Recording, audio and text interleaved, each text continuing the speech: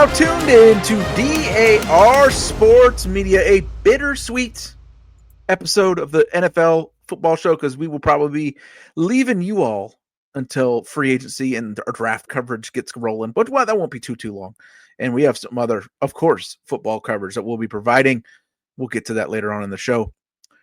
All I know is that I need to figure out, I bought a bunch of stock in Johnson & Johnson. You know why? Because they're the ones who make ass cream. Because the Chiefs got their asses whooped so bad, they need ass cream for their ass. Because you got your ass whipped so fucking bad. Chiefs, three-peat. The only three-peat that y'all are going to deal with is if you walk into a bar and there's a grandfather, a father, and a son. Oh, Pete Sr., Pete Jr., and Pete the Third in that motherfucker. Because no three-peat is coming your fucking way, you bitch. Man, all of you out there went soft because I saw so many people. Oh, I just fucking hate the Chiefs. I can't stand the Chiefs. They're so fucking annoying. People were putting up that map with the colors, like, oh, the rest of the nation wants the Eagles to win. Fuck the Chiefs. And then the game was going, and I saw all these people talk about this is boring. This is boring. What a boring game. Fuck no. Fuck no. We were talking about our favorite games last week. Mine just got a new one in the top 5. I wish that game could have went for 5 quarters, and I could have kept watching them get their fucking ass whooped. It was a beautiful thing. You know what, though? Chiefs, on the bright side, your 18 games straight of winning one-score games, that's still intact. Because the only time this was a fucking one-score game was in the first 5 fucking minutes. Woo! It was a goddamn thing of beauty. So many things, revelatory things. But first things first, True talks about it a lot, and I talk about it. And this is how we do things on this show. We're a bunch of grown men. And what grown men do is they admit when they were wrong. All 4 of us picked the Chiefs. We were fucking wrong. The Eagles, one thing we were not wrong. Well, I was personally wrong because I thought the backstage drama was going to get to them. It was going to drag them down. It never did. And, sometimes I thought about this a lot and like how things ended up going the way they ended up going. And sometimes when you have a bunch of alphas in a room, when you have a bunch of people who are at the top of their game in the room, you have a bunch of big personalities in the room, sometimes you have to go through the wars together to build that respect and that love and that friendship for each other. And you forge that in fire of battle. And apparently that's what happened with the Eagles this year because things were ugly a couple of times this season. There were people wondering if Sirianni was making it out of October. We, with good reason, sat on this show and said in about November, hey, are we sure that Jalen Hurts is even good?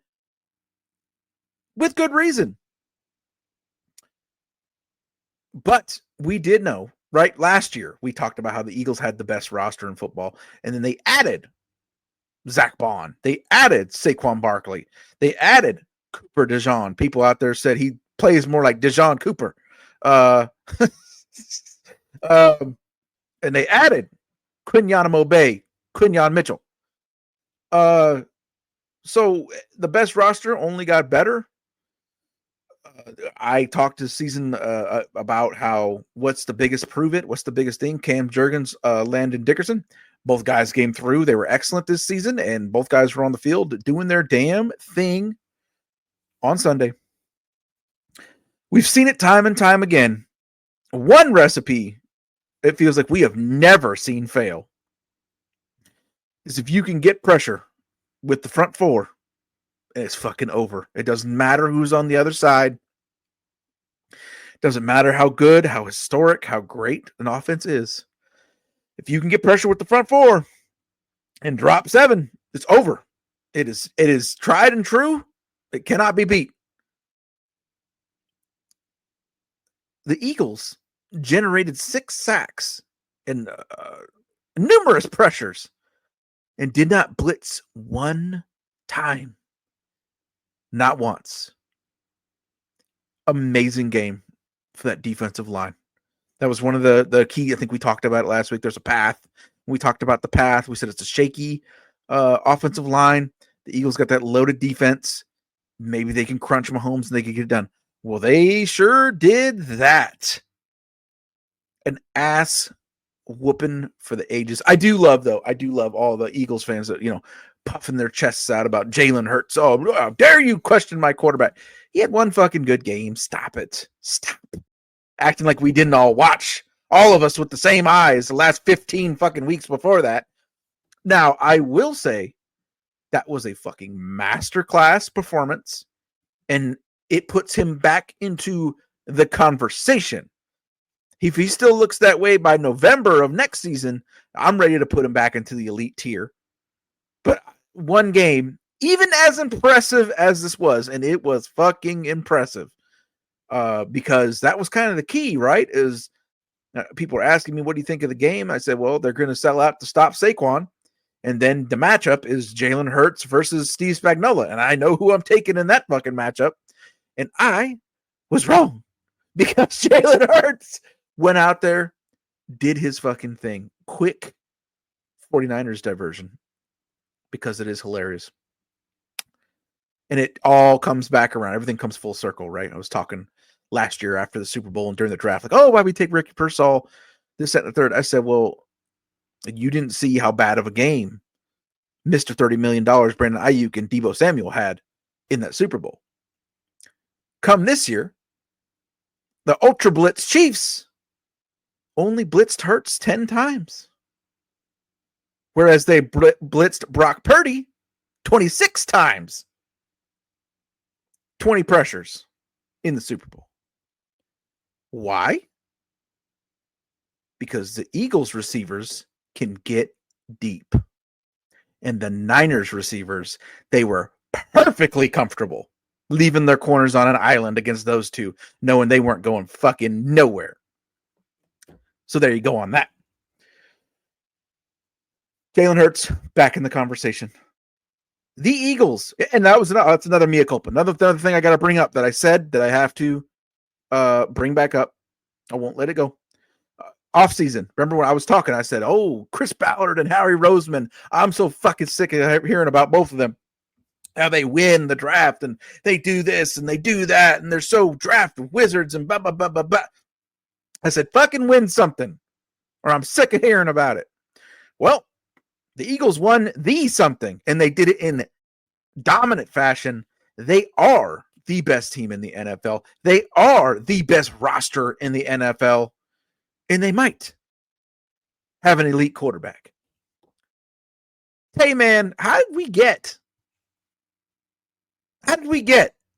from, is Sirianni going to get fired? Is Jalen Hurts even any fucking good? To watching what we all saw on Sunday? It's a lot. I mean, they got one of the best GMs ever. I mean, just bringing in Saquon, no one even thought that was possible. Just like, that just came out of nowhere. That right there definitely, to me, changed the landscape of the team. Like, Miles Sanders got the job done. DeAndre Swift was all right.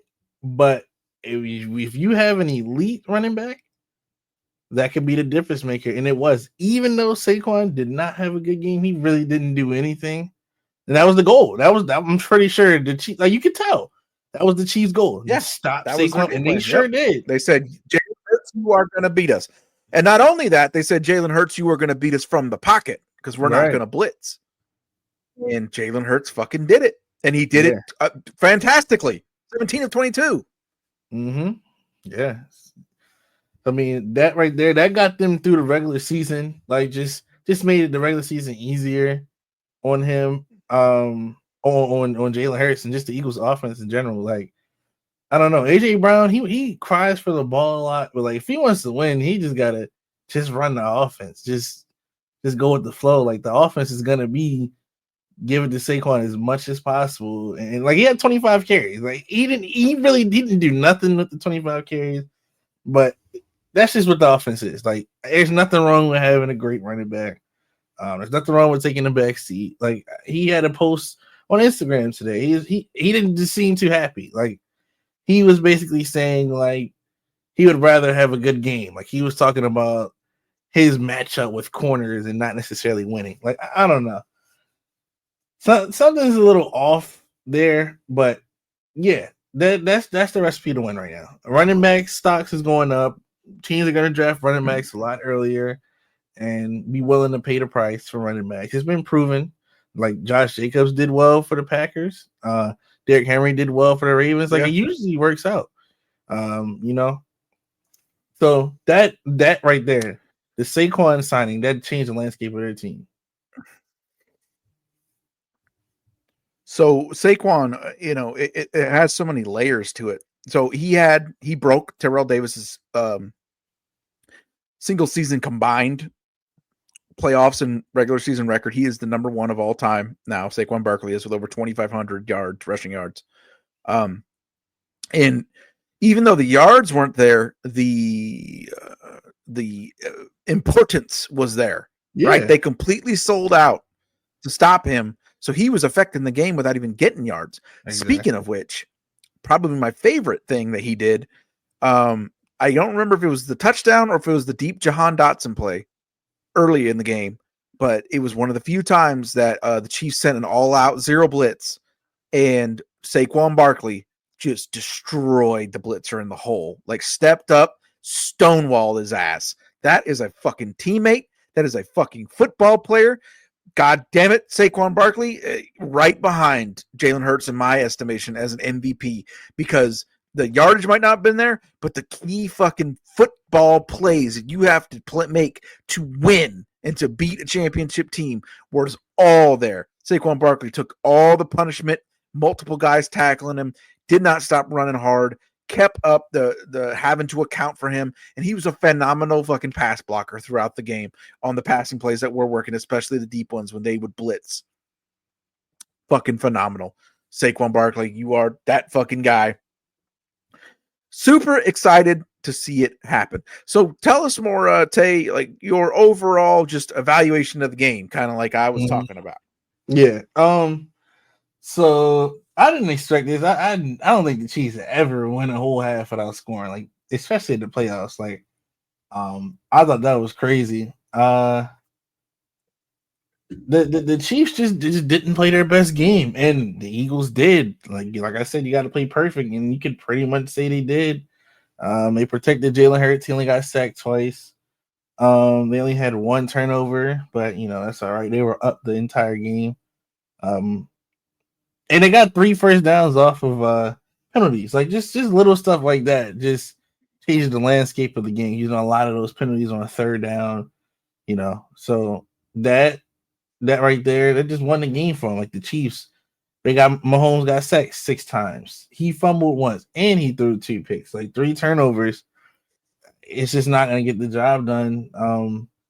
3 and 11 on third downs. Like they did even worse on third downs, but it's the turnovers. Like that's how it goes. Like the defense did their thing, and yeah, I mean they're only going to add on to it. Like they don't really have significant players they have to bring back. I mean, they still have their draft picks. Like they can replace any important person. Like maybe Josh Sweat. I don't know if he's going to come back. They can replace him pretty easily. Like they got their picks and whatnot. Like they're not going anywhere. They seem reloaded. Yeah, they're not going anywhere. They draft for the future. They just prepare. They just prepare for everything. Like they can get Jahan Dotson out, and they could get a scary wide receiver 3, and just because why not? Like they have the right to do anything in the draft, anything in the offseason, just whatever they do is going to make them better. Like they honestly, they're set. They're young. They're getting younger. That's what's scary about it. They got no reason to draft for any kind of need. So just straight up best player available wherever you want to gain depth. Yeah, and then they're getting younger and younger. Like Fletcher Cox is gone. Kelsey's gone. Slay's about to be gone. So like they're getting younger. They're only getting younger. They don't have a lot of old players like they once did. So it's just scary to see. Like they got years ahead. Everyone's paid. They got at least 3 years in their contract. So yep. Yeah, like you just that's gonna you look at the Eagles like do we have a better roster than the Eagles? That's gonna have to be the question you ask yourself when you start the next season, because I don't know, like they're only gonna get better. Like they're gonna be even tougher to beat next year. Like 14-3, it might be 15-2. Who knows? But I think I did have them at 14 wins. Like I saw the roster. Like I honestly. And they hit on Zach Bond too. No one expected that as well. Zach Bond was a DPOY finalist for a reason. Like Zach Bond was a pass rusher in New Orleans. He wasn't. Yeah. He's new to the position too. So again, he might have another notch he can reach. Like they just found a way. The free agent signings, the drafting and the trading. Like they traded for AJ Brown. It all.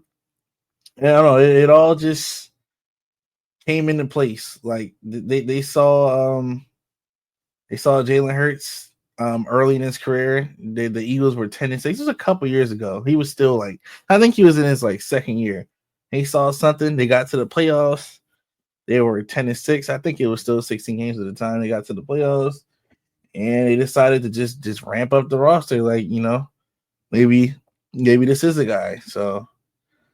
Well, that's a fine point to bring up too. Is like what you're talking about. It is kind of like a mini dynasty in so much that they went to the Super Bowl a couple of years ago. Last year had a loaded roster. It's hard to measure what mentally the 49ers did to them. But that doesn't mean the talent wasn't there. But it was clear that like their hearts were ripped out after that game. But that doesn't mean that the talent wasn't there, wasn't good. They still went to the playoffs, right? So like Super Bowl, playoffs, got your season kind of fucked up by the team that was going to the Super Bowl, and then Super Bowl winners. So this roster through and through has been near the top for years. You're absolutely right. And it does look like they're still young and it's just going to get better. Yeah. Would you so what are your thoughts on what do you see on the Chiefs side of things future wise? Kelsey looks fucking cooked. DeAndre Hopkins looks fucking I mean, I told everybody that. Everybody was all fucking, I can't believe they let him I'm like, have you guys watched DeAndre Hopkins play football in the last 3 years? Right. That showed up because that looked like somebody's grandfather going for that fucking pass that he dropped. And you're right, the turnovers, like what do we keep saying? We said, the Chiefs just don't make mistakes. They don't beat themselves. And then finally, for one game, another thing that was huge that always happens. You know what the Chiefs led the league in? Missed field goals against them. And yet, Jake Elliott didn't miss a fucking one. He was drilling them. So they didn't get that advantage. They didn't get that advantage, and they lost the turnover battle. And those margins that the Chiefs always win, those were taken away from them. And we saw the results. Real quick, so there was quite a few people on here last week that were ready to jump up and say, oh, we don't even need to see this game. Patrick Mahomes is the GOAT. Well, you know who never got their fucking ass whooped in a Super Bowl? Tom Brady or Joe Montana. At this point, I'm not sure if Mahomes is in front of Joe Montana anymore. Joe Montana has 11 touchdowns and no interceptions in the Super Bowl. Joe Montana is undefeated in the Super Bowl. Now, obviously, there is I don't think that there's any word in the English language that properly describes the gap between the supporting cast that Joe Montana had and the fucking supporting cast that Patrick Mahomes has. But any thoughts on because there's a lot of folks, the bigger shows out there said this is on the fucking shelf for at least another few years at this point. Mahomes going out there getting his fucking ass whooped a second time and kind of playing like shit. The GOAT conversation is kind of over for a minute. I feel the same way. I felt before the game. I don't know. I got Mahomes' number. He already showed me. I don't know. When I just watch Mahomes is just the best quarterback to me. Like, yeah, he did lose, but I feel like they could very well win next year, and then like we'll all forget about the game. I don't know. I nah. I'm not gonna change what I say. Like he's more like Brady's more successful than him. Like I Yeah. guess so. But like playing football, I watch Mahomes, and he is the best quarterback. He pops off the screen the most at that position. That's why I say what I say. Like if someone says Brady is the GOAT, that's fine. Like I'm not gonna argue with that. Like of course you can say that, but it's kind of like LeBron Jordan to me. The same thing. Kind of what have you like Yeah. like it depends on like when you were born. What like how much Brady have you watched? How much Mahomes have you watched? It's kind of like that to me. You just look at it a different way. Like, yeah, one's more accomplished.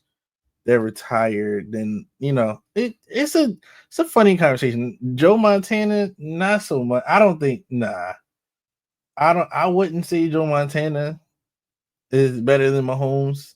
No, but I mean, yeah, Tom Brady and Mahomes is still close. Like, there's no gap. It's probably never gonna be a gap. Like Mahomes probably have to win like 8 Super Bowls, something crazy like that. But I don't know. Like, I think they could very well come back. Like last time the Chiefs got embarrassed in the Super Bowl, they won the next year. They won 2 in a row. So I don't think they're going anywhere. They still got the best QB coach duo right now. Like, now they're just gonna look at the roster, replace they need to replace. They're gonna go get a scary receiver. Like that, I think that's pretty obvious. I think it's time. It's time to stop playing around. Stop getting these old bums. That's not gonna really do anything for you. They're gonna get a scary receiver that's under 30 years old, and they're gonna be even better next year. Like they just need some improvements. Like they'll probably go. Oh yeah, and you asked me about the future, and I'm like, they're definitely gonna go online. Probably, preferably a Yeah. tackle makes the most sense. They're gonna get a tackle with their 31st pick.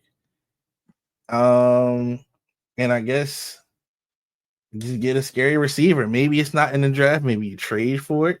Maybe you pay for it. Who knows? But they need to get a bigger name in there because Kelsey doesn't have that. Kelsey name doesn't hold the same weight anymore.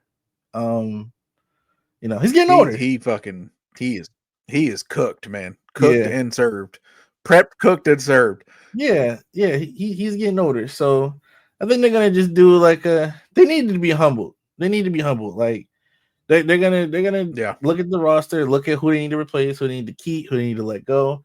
They're gonna make a big move. Like one of these receivers available, not Cooper Cup or Debo. That's not a big move to me. I think they're gonna go a step further and get like someone to the great to elite tier um on the Chiefs roster next year. Like they need another big name. It's about time to move some things around, change things up, like maybe get it. I don't know. No, they don't necessarily need a Kelsey replacement. I think Noah Gray can be fine. Like he's not bad. I hear his name a lot when I watch Chiefs games. But yeah, they need to take this draft serious.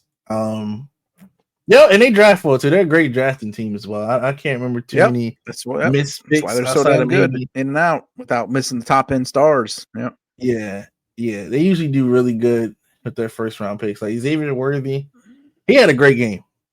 Like he was the best receiver, like on both sides. He had an Yeah. excellent game. They just lost. He had 8 receptions, 157 yards, 2 touchdowns. He couldn't be stopped. 8 targets, 8 receptions, 50-yard bomb. Like he couldn't be stopped. So I think that's just building blocks. Like I think that's probably the only person you keep, only receiver you keep. Like D Hop can go, Juju can go. Hollywood doesn't do anything. He can go. He's just a name now. Like Hollywood is way beyond that. I don't even know why people still take him seriously. Yeah. He can go. I don't know. They need something. They need a scary running back. Maybe that would make them better. But yeah, that Cream Hunt thing that didn't last. He only got the ball 3 times. Pacheco's not good anymore. They'll I wonder if they'll be in position to take Genty. That would be fucking disgusting. I wouldn't even be. That'd be crazy. But they need something like that. They need like they need a big name. That Travis Kelce, that's not the big name anymore. Like I'm sure he could come back. He'll be a top 5 tight end next year. Like I can guarantee that he'll be a top 5 tight end. But I think so. The tight end position is not that strong to me. Like the tight end position is like Brock Bowers, Kittle. It's not that much competition to me. Like I don't know. I think Kelce he could be top 5 still, but him being a cream of the crop, like no one's better than him. Nah, he got passed up this year already. So yeah, they definitely have some work to do. They need to get a big name in here. They need to get some more depth. Like their receivers, they just all suck. I know Rashee Rice was hurt, but yeah, like if they had Rashee Rice, Xavier Worthy, and then someone scary with that's something different. You get a running back in there, draft a tackle with your first round pick. Like it's not going to be hard for the Chiefs to fix everything and come back even stronger. They're right there. I mean, they were in the Super Bowl. It's never going to be hard to make improvements. Like you just look at your weaker positions, like the running backs. Kareem Hunt, he did a great job, but nobody was game planning for Kareem Hunt. Like it just wasn't. It wasn't like that. Like Pacheco last year was really good at running back, so I mean that's probably why they were more successful. Like the offense was just a little better, but yeah, they gotta look. They got some work to do, specifically on offense. The defense is fine, but specifically on offense, I think they got a lot of work to do, and maybe we'll see the MVP Mahomes like we once did, like the non-game manager, style of play that he's been doing the past couple of years. But like they get a scary, bigger names. I think he'll produce a lot more, and so. Well, we will keep producing more and more over here. We got NBA Hoops Pods coming up. That'll be a big focus going forward. Check us out on the United Football Media. We will still be running the overall wraparound coverage of the league over there on the United Football Media YouTube page for the UFL #1 Spring Football League. We're excited to be making big contributions over there for another year. And me and my guy Tay here, I guess I can announce it since it's coming right up. We are also going to be, for the United Football Media, the new correspondents for the DC Defenders of the UFL. We will still do the DAR overall whole show where we cover the entire UFL like a Sports Center or a UFL Live. But the UFM has correspondent. They have individual podcasts for each team. And me and my guy Tay here are going to be taken over as the new DC Defenders pod. He's a little ways south of DC. I'm a little ways north of DC. That triangle of support and coverage, that will be us this year as well. So be on the lookout for that. DC Defenders coverage, the whole of DAR, covering the whole UFL as well over there. United Football Media. Check it out. Look up their page right now. If you're listening to this and for somehow you're not subscribed, please subscribe. We're getting closer and closer to some big goals, subscriber-wise. The numbers have been awesome lately. We appreciate that. Basketball coming up, NFL offseason coverage coming up, NFL draft coverage coming up, all of that and more. As you can tell, we got people missing. Crew is out. Mikey Hotel is out covering live sports right now. I believe he's covering a women's Cincinnati college basketball game. He's all over the place covering every sport you can imagine. He is also now a writer for Pro Football Network. That intro was going to go crazy the next time we're on here. The writing, the different sports, different YouTube pages. We're #1 on other YouTube pages. And that's because the world of DAR never stops.